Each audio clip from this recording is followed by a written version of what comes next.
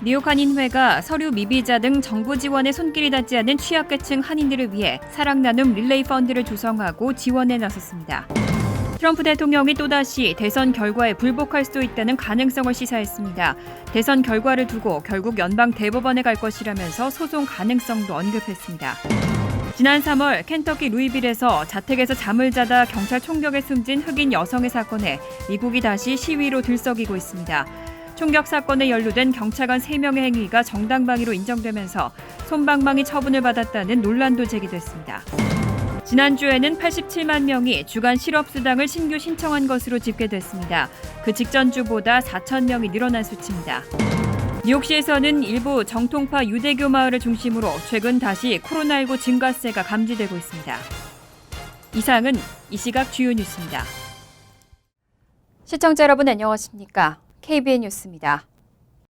오늘 오후 4시 기준 미 전역의 코로나19 누적 확진자는 어제보다 28,670명 늘어난 716만 8,223명, 사망자는 599명이 늘어 20만 7,292명입니다. 이 가운데 뉴욕의 확진자는 870명이 늘어 48만 6,806명, 사망자는 5명이 늘어 3만 3,193명, 뉴저지의 확진자는 414명이 늘어나 20만 5,007명, 사망자는 9명이 늘어 16,209명으로 집계됐습니다. 첫 번째 소식입니다. 코로나19로 인한 팬데믹으로 우리 주변에서 어려움에 처해 있는 한인들을 많이 만나볼 수 있는데요. 뉴욕 한인회가 이런 분들을 지원하기 위한 펀드 조성을 시작했습니다. 뉴욕 한인회 찰수윤 회장은 플러싱 등 무료 급식소에 길게 늘어선 줄을 보고 지원의 필요성을 느꼈다며 어려운 이웃을 위해 많은 한인들의 기부를 부탁했습니다. 뉴욕 한인회가 코로나19 사태가 장기화되면서 서류 미비자 등 정부 지원에 손길이 닿지 않는 취약계층 한인들을 위해 사랑 나눔 릴레이 펀드를 조성하고 지원에 나섭니다. 뉴욕 한인회는 오늘 오전 맨하튼 한인회관에서 기자회견을 통해 사랑 나눔 릴레이 펀드 조성 목적을 설명하고 한인들의 참여를 당부했습니다. 한인회는 현재 YT 황 패밀리 파운데이션 황용태 회장과 익명의 한인 2세 기부자가 각각 10만 달러씩을 기부해 20만 달러의 시드머니가 만들어져 있는 상황이라며 연말까지 총 200만 달러를 목표로 펀드 조성에 나선다고 밝혔습니다. 그래서 저는 이 프로젝트가 최소한 그래도 2명까지 되는 가정이 1000가정, 그 다음에 또 2명 이상 되는 가정이 1000가정을 해서 그렇게 되면은 150만 불이 제가 볼 때는 가장 최소 규모가 되지 않을까라고 생각을 하고, 이 동포 사회 전체 니드를 해결을 하려면은 200만 불 이상 모금이 돼야 되지 않을까 이렇게 생각을 하고 있습니다. 조성된 펀드는 1에서 2인 가정은 100달러, 3인 이상 가정은 월 200달러씩 5개월 동안 식품 교환권 형태로 지원하게 되며 교환권은 한인마트 등에서 식료품 구매만 가능하도록 할 계획입니다. 지원금 신청 자격은 뉴욕과 뉴저지에 거주하는 한인 중 정부의 재난지원금을 전혀 받지 못한 취약계층과 실업수당 등 혜택에서 제외된 사람들로 뉴욕 한인회 웹사이트 또는 전화로 신청하면 됩니다. 한인회는 투명한 기금 운영을 위해 별도의 은행 계좌를 개설하고 전문 회계사를 통해 외부 감사를 운영하고 수입 지출을 한인 언론을 통해 투명하게 공개하겠다고 밝혔습니다. 우리는 하나다. 트럼프 대통령이 또다시 대선 결과에 불복할 수도 있다는 가능성을 시사했습니다. 대선 이후 평화적으로 정권 이양을 약속할 수 있느냐는 질문에 즉답을 피하고 우편 투표만 없다면 정권 이양은 없고 정권이 연장될 일만 있을 것이라고 밝혔습니다. 대선 결과를 두고 결국 연방 대법원에 갈 것이라면서 소송 가능성도 언급했습니다. 트럼프 대통령은 어제 백악관 기자회견에서 오늘 이 자리에서 대선 이후 평화적 정권 이양을 약속할 수 있느냐는 질문에 즉답하지 않았습니다. 그는 대신 무슨 일이 벌어지는지 봐야 한다며 자신이 매우 강력하게 우편투표에 대해 비판을 제기한 것은 모두가 알고 있다고 답변했습니다. 이어 우편투표를 없애면 매우 평화적일 수 있다면서 솔직히 말하면 이양은 없고 정권이 연장된 일만 있을 것이라고 덧붙였습니다. 이미 우편투표 신청 절차가 모든 지역에서 시작된 상황에서 이런 발언은 사실상 불복 의사를 내비친 것이라는 해석입니다. 트럼프 대통령이 대선 패배 시 결과를 인정하지 않고 1월 20일로 정해진 퇴임을 거부할 가능성이 점점 현실로 다가오는 분위기입니다. 트럼프 대통령은 대법관 지명을 서두르는 배경이 대선 결과에 대한 소송 가능성 때문이라는 점도 감추지 않았습니다. 그는 이날 오전 기자들과 만난 자리에서 결국은 연방 대법원에 갈 것이라고 생각한다며 연방 대법관이 9명인 것이 아주 중요하다고 말했습니다. 대법관 공석이 채워지지 않아 8명 체제가 되면 대선 결과에 대한 연방 대법원 소송에서 4대4로 결론을 내지 못할 가능성이 있다는 설명까지 덧붙였습니다. 지난 3월 켄터키 루이빌에서 자택에서 잠을 자다 경찰 총격에 숨진 흑인 여성의 사건에 미국이 다시 시위로 들썩이고 있습니다. 총격 사건에 연루된 경찰관 3명의 행위가 정당방위로 인정되면서 솜방망이 처분을 받았다는 논란도 제기됐습니다. 분노한 시위대가 거리로 나서면서 전국 곳곳에서 체포자가 속출했습니다. 지난 3월 켄터키 루이빌에서 자택에 있던 흑인 여성 브리오나 테일러를 총으로 쏴 숨지게 한 경찰관 3명에 대해 켄터키주 대배심이 23일 정당방위로 판단하면서 CNN은 봐주기 결정이라는 논란으로 인한 거센 시위가 일었다고 보도했습니다. 현재까지 시위 과정에서 최소 46명이 체포됐습니다. 지난 3월 이 지역에선 26세 흑인 여성 브리오나 테일러가 자택에 들이닥친 경찰의 총을 맞고 사망하는 사건이 발생했습니다. 이날 켄터키 대배심은 사건에 연루된 경찰 3명 중 1명을 기소하기로 했는데 그나마도 살인죄는 적용하지 않았습니다. 이로 인해 루이빌 외 지역에서도 이날 대배심 결정에 항의하는 시위가 속속 진행됐습니다. 조지아 애틀랜타에서도 복수의 시위 참가자가 경찰에 연행됐고 오리건 포틀랜드, 캘리포니아 로스앤젤레스 등 지역에서도 늦은 밤까지 시위가 이어졌습니다. 시위로 인한 돌발 상황도 속출했습니다. 이날 오후 8시 30분께 루이빌에선 시위가 진행되던 중 경찰관 2명이 총을 맞고 용의자가 구금되는 사건도 발생했습니다. 지난주에는 87만 명이 주간 실업수당을 신규 신청한 것으로 집계됐습니다. 그 직전 주보다 4천 명이 늘어난 수치입니다. 전문가들의 예상과는 달리 소폭이지만 다시 증가세를 보였습니다. 노동부는 오늘 지난주 주간 실업수당을 신규 신청한 실업자가 87만 명으로 집계됐다고 발표했습니다. 직전 주보다 4천 명이 늘어난 수치입니다. 코로나19가 본격화한 3월 하순 687만 명까지 치솟았던 주간 신규 신청자 수는 폭증 후 21주째인 8월 초에 처음으로 100만 명 아래로 내려왔고 증가 반전했다가 8월 말부터는 계속 80만 명대에 놓여 있습니다. 직전 주에는 2만 7천 명이 감소했는데 전문가들의 예상과 달리 아주 소폭이지만 다시 증가세로 돌았습니다. 코로나19 재확산으로 인한 경제 재가동 둔화에 따른 것으로 보입니다. 미국의 코로나19 확진자 수는 9월 들어 하루 평균 4만 3천 명이 추가되고 있는데 7월 중순에 비하면 수그러졌지만 아직도 인도 다음으로 많습니다. 노동부는 주 당국에 19일까지 일주 동안 신규 신청한 실업자는 87만 명이지만 심사 후 주급 실업수당을 수령하는 실업자는 총 2,600만 명에 달한다고 밝혔습니다. 이 중 1,260만 명은 주 당국으로부터 평균 $300의 주급과 함께 트럼프 대통령의 행정명령으로 $300의 연방 특별수당을 추가로 받습니다. 미국의 8월 기준 실업률은 8.4%, 가계조사 실업자는 1,360만 명입니다. 뉴욕시에서는 일부 정통파 유대교 마을을 중심으로 최근 다시 코로나19 증가세가 감지되고 있습니다. 뉴욕시는 지난 봄에 코로나19로 혹독한 피해를 받기 때문에 일부 지역의 증가세가 다시 재유행으로 이어질까 하는 우려가 커지고 있습니다. 뉴욕타임즈는 23일 뉴욕시 보건부가 전날 밤 브루클린과 퀸즈의 다수 지역에서 코로나19가 다시 증가세를 보이고 있다는 경고를 했다고 보도했습니다. 시 보건당국은 특히 정통파 유대교의 하나인 하시디즘 공동체에서 분명한 감염자 증가가 나타나는데 우려를 표한 것으로 알려졌습니다. 뉴욕시 보건국장은 정통파 유대인 인구가 많은 다수 지역에서 코로나19 감염률이 고조되는 것을 목격했다고 전했습니다. 뉴욕시의 한 보건관리 역시 아직 불완전한 데이터라고 가정하면서도 뉴욕시 신규 코로나19 환자의 약 4분의 1이 정통파 유대교 공동체에서 나오고 있다고 밝혔습니다. 브루클린 중남부 지역인 미드우드, 보로파크, 벤슨허스트에서는 코로나19 양성 판정 비율이 4.7%로 1%대인 시 전체 평균을 크게 웃돌았습니다. 최근 2달 동안 뉴욕시 전체 신규 감염자는 하루 200명대 중반이었지만 9월 중순 들어 300명대로 늘어났습니다. 아직은 완만한 증가세지만 뉴욕시가 공립학교 대면 수업 시작과 레스토랑 실내 식사 허용을 앞둔 시점이어서 증가 곡선이 더 가팔라질 가능성도 있습니다. 또 그동안 유대교 정통파 주민들이 홍역과 포진 등의 유행 때 시 보건당국의 지침을 거부한 사례가 많다는 점도 지적되고 있습니다.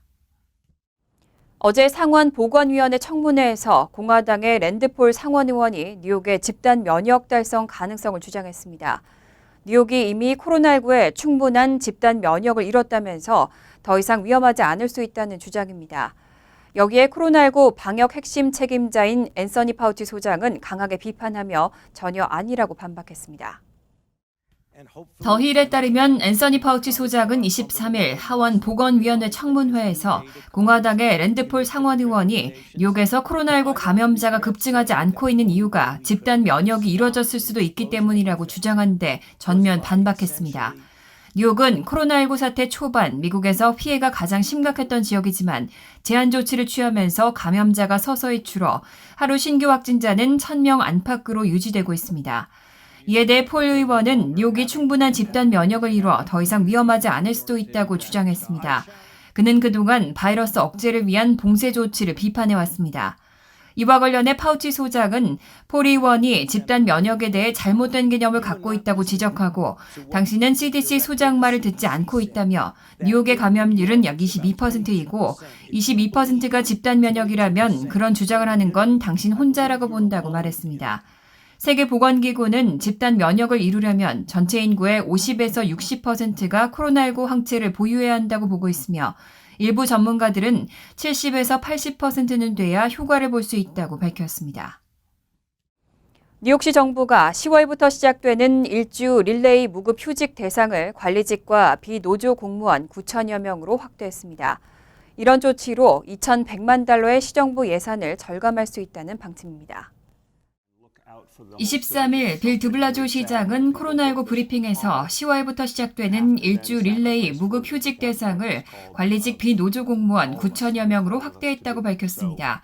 또 이 같은 조치를 통해 2,100만 달러의 시정부 예산을 절감할 수 있게 됐다고 설명했습니다. 앞서 지난 16일 시장은 시장실 소속 공무원 500여 명이 자발적 릴레이 무급 휴직을 한다고 밝힌 바 있습니다.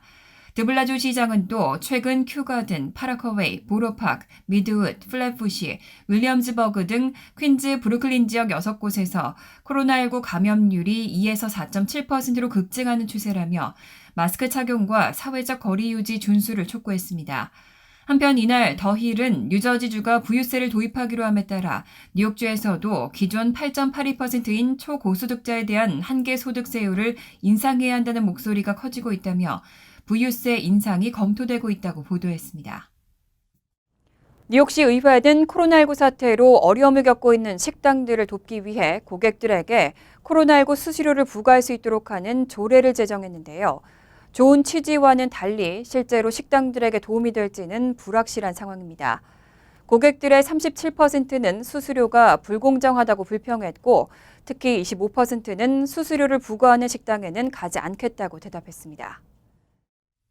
뉴욕시 의회는 코로나19로 인해 2만 7천 개에 달하는 식당과 주점 등 각종 요식업소들이 배달 픽업 5개 영업만으로 어려움을 겪자 지난주 고객들이 내는 음식값의 10%를 추가로 코로나19 수수료로 받을 수 있도록 허용하는 조례를 통과시킨 바 있습니다. 식당들에게는 수입이 10분의 1 정도 늘어난 것이지만 고객에게는 갑자기 요금이 오른 셈입니다. 이에 대해 재정 관련 정보 매체인 파이낸스 버즈가 최근 조사한 자료에 따르면 뉴욕시 각 식당과 주점 고객의 37%는 코로나19 수수료가 불공정하다고 대답한 것으로 나타났습니다. 코로나19를 이유로 음식값을 추가로 더 내야 하는 것이 불편하다는 반응입니다. 반면 코로나19 수수료가 공정하다고 대답한 비율은 전체 17%에 그쳤습니다.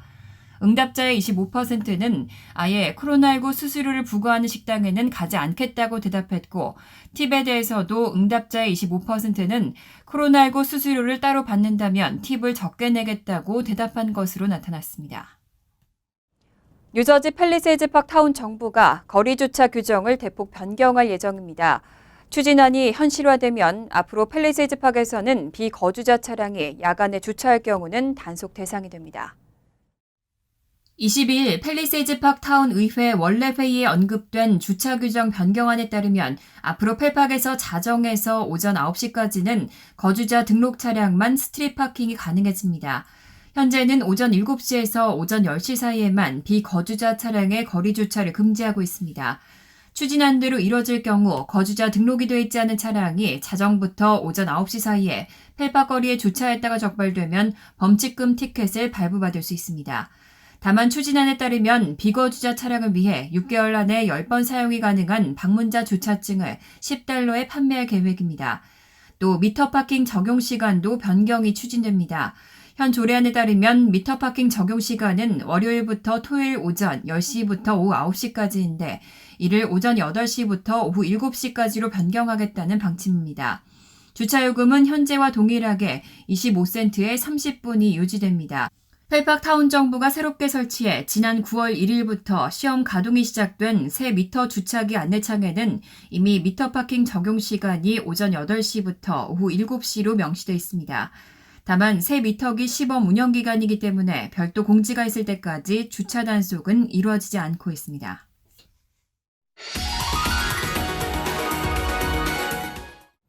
이어서 LA 지역 한인사회 소식입니다. 캘리포니아주가 오는 2035년부터 휘발유차 판매 금지를 선언했습니다. 주의 온실가스 배출량을 줄이기 위해 앞으로 15년 안에는 모든 휘발유차 신규 판매를 단계적으로 중단시키겠다는 방침입니다. 김재은 기자가 보도합니다. 캘리포니아주는 15년 안에 휘발유차 판매를 완전히 중단시키겠다고 밝혔습니다. 2035년까지 판매를 단계적으로 중단하겠다는 방침입니다. 게빈 뉴섬 주지사는 모든 휘발유차 신규 판매를 금지시키는 내용의 행정명령에 서명했습니다. We will eliminate in the state of California the sales of internal combustion engines. We will move forward to green and decarbonize our vehicle fleet here in the state of California. As a consequence, substantially reducing greenhouse gas emissions as well as oxide nitrogen. 하지만 중고 휘발유차 거래와 기존 휘발유차 소유자들의 운행은 허용하기로 했습니다. 이번 행정명령은 기후변화 문제에 적극 대처하기 위한 노력으로 뉴섬 주지사는 주의 온실가스 배출량이 35% 줄어들 것으로 내다봤습니다. 현재 독일과 프랑스, 노르웨이 등 15개의 유럽 선진국이 비슷한 움직임을 보이고 있지만 미국 내에서 휘발유차 판매 금지를 선언한 주는 캘리포니아가 처음입니다. 캘리포니아주는 미전역의 자동차 판매량 가운데 10%가량을 차지하고 있어 전국 자동차 시장에도 파급 효과가 예상됩니다. We believe what we are doing here today will substantially enhance and advance the economic competitiveness of American manufacturers, American automobile manufacturers. 반면 백악관 대변인은 이 같은 파격적인 조치는 경제 성장에 역효과를 유발할 것이라며 주민들의 사생활에 대한 지나친 정부의 개입이라고 반대했습니다. 또 도널드 트럼프 행정부는 버락 오바마 전 대통령이 세운 엄격한 자동차 배출 규제의 완화를 촉구하고 있어 캘리포니아주와 트럼프 간 의견 대립도 예상됩니다. MBC 뉴스 김재은입니다. 한인들도 많이 방문하는 라스베가스에서 경제 재개 후 코로나19가 급속도로 재확산되고 있는 것으로 나타났습니다. 라스베가스 일대 호텔과 카지노에서 직원 1000여 명이 양성 판정을 받은 것으로 확인됐습니다. 뉴욕타임즈에 따르면 라스베가스의 중심인 스트립과 인근에 위치한 윈 호텔과 베네시안 등 호텔과 카지노에서 직원 1000명이 양성 판정을 받은 것으로 집계됐습니다. 라스베가스의 경제 재개가 시작된 지난 6월부터 9월 중순까지 윈 호텔의 직원 확진자는 548명으로 감염률 3.6%를 기록했으며 이 가운데 3명은 숨진 것으로 알려졌습니다. 베네시안과 팔라조 호텔의 경우 424명의 직원이 코로나19 양성 판정을 받은 것으로 전해졌습니다. 오늘 라스베가스가 포함된 클락 카운티에서 신규 확진자 425명이 추가돼 총 확진자는 64,895명을 기록했고 사망자는 10명 늘어 1,353명으로 집계됐습니다. 네바다주 보건당국은 클락 카운티가 지난 30일 동안 접촉자를 추적 조사한 결과 확진자의 26%가 호텔이나 리조트를 방문했고 12%는 레스토랑이나 식료품점을 찾은 것으로 보고됐다고 전했습니다. 간추린 소식입니다. 외교부가 국민이 외국에서 어려움에 처했을 때 도움을 요청하는 영사 콜센터의 전화번호를 112나 119처럼 외우기 쉬운 세 자리로 바꿉니다.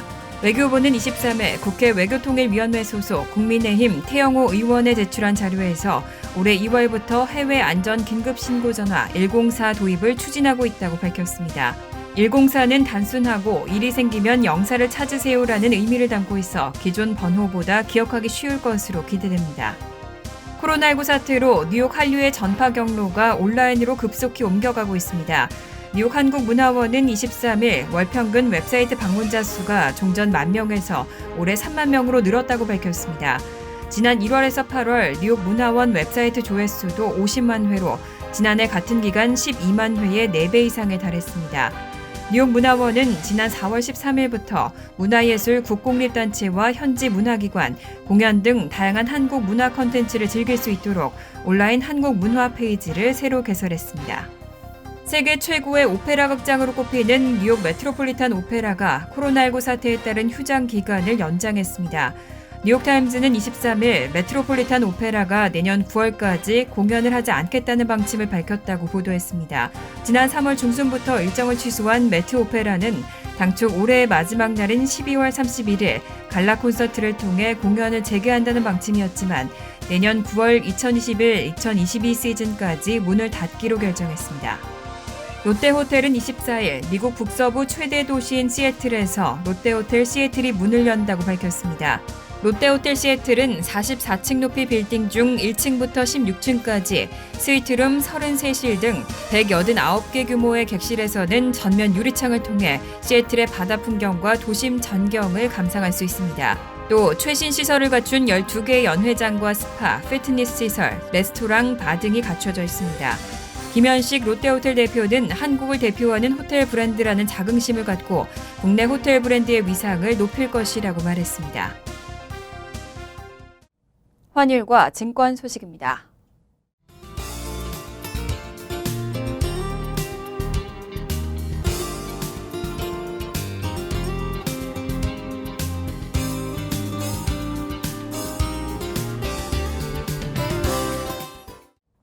이어서 날씨입니다. 금요일은 화창하지만 때때로 구름이 많겠습니다. 낮 최고 기온은 81도, 섭씨 27도, 밤 최저 기온은 62도, 섭씨 17도로 예상됩니다. 토요일도 때때로 구름이 많겠습니다. 일요일은 오전 중에는 구름이 많겠지만 점차 거치겠습니다. 이상으로 KBN 뉴스를 마칩니다. KBN과 함께 즐거운 저녁 되시기 바랍니다.